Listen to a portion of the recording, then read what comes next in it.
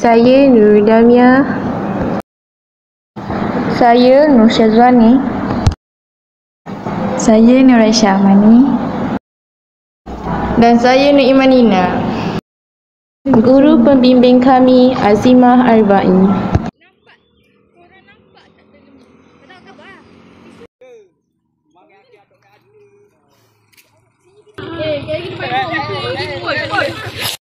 Korang kenapa ni? Korang nampak ke sampah berselerak ni? Itulah, aku selalu juga nampak sampah dekat sukan ni. Aku pun pernah nampak juga dekat longkang, pelaikan. Mana-mana lah. Korang ni kenapa bergaduh yang tadi lagi? Ni, kita orang hampir kemalangan sebab sampah-sampah ni. Oh, aku ada idea. Idea apa pula kau ni? Apa kata kita bagi tahu cikgu, kita buat projek dengan sampah-sampah ni. Nak tak?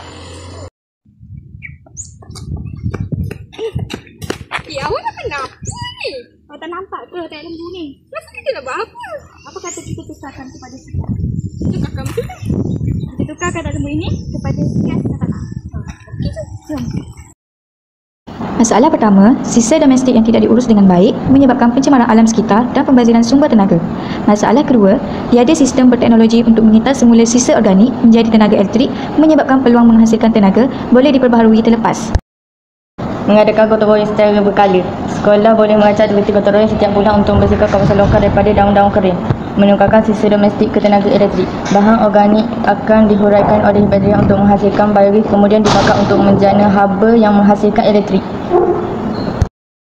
Saya akan menerangkan proses penjanaan tenaga menggunakan gas metana. Pertama sekali, di bahagian 1, sisa domestik dan najis haiwan dikumpulkan dan mengalami proses penguraian secara anaerobik, iaitu penguraian tanpa kehadiran oksigen.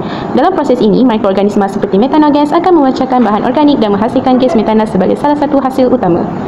Seterusnya, gas ini disimpan di dalam ruang simpanan seperti yang ditunjukkan pada bahagian 2. Dari situ, gas metana dialihkan ke mini fuel cell dalam bahagian 3 yang akan menukarkannya kepada tenaga elektrik. Sebenarnya, hanya sekadar model awal sahaja yang kita gunakan bateri sebagai inovasi kepada tank fuel cell yang sebenar. Akhir sekali, tenaga ini digunakan untuk menghidupkan litar elektrik dan kita boleh lihat mentol menyala sebagai bukti tenaga berjaya dijana.